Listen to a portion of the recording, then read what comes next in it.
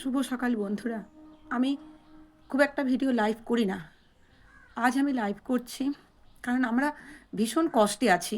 আমাদের এমন অবস্থা যে আপনাদের সঙ্গে শেয়ার না করে আমি পারছি না। আমার হাজব্যান্ড আগে কাতারে থাকতো। 2016 সালে কাতারে ইলেকট্রিক ডিপার্টমেন্টে কাজের জন্য গেছিল। ওখানে ছিল, ওখান থেকে এখন এই মুহূর্তে আছে বাহারিনে। বাহারিনের পরিস্থিতি আপনারা নিশ্চয়ই জানেন যে কী অবস্থার মধ্যে যাচ্ছে।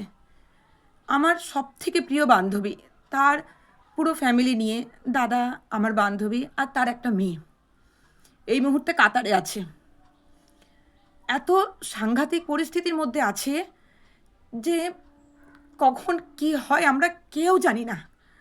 আমরা এখানে পড়ে আছি আর আমাদের ফ্যামিলির লোকেরা তারা সব আরবে রয়েছে।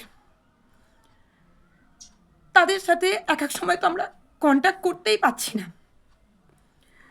যখনই আমরা কন্ট্যাক্ট করতে পারছি না তখনই আমাদের এমন অবস্থা হয়ে যাচ্ছে যে আমরা বলে বোঝাতে পারবো না। আবার খানিকক্ষণ পর, হয়তো 7 ঘন্টা 8 ঘন্টা পর হয়তো আমার হাজব্যান্ড একবার ফোন করছে যে আমরা ভালো আছি, চিন্তা করো না।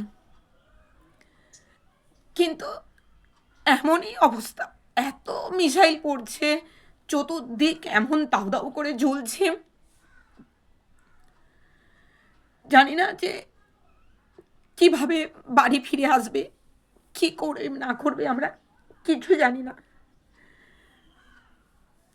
আপনাদের কাছে অনুরোধ করছি, আপনারা ভগবানের কাছে প্রার্থনা করুন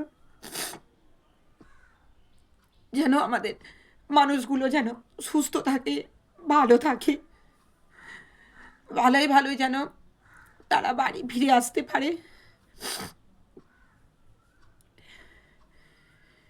আপনাদের কাছে একটাই অনুরোধ, আপনারা ভগবানকে প্রার্থনা করুন এই যুদ্ধ যেন বন্ধ হয়, আমাদের মানুষগুলো যেন আমাদের কাছে ফিরে আসে।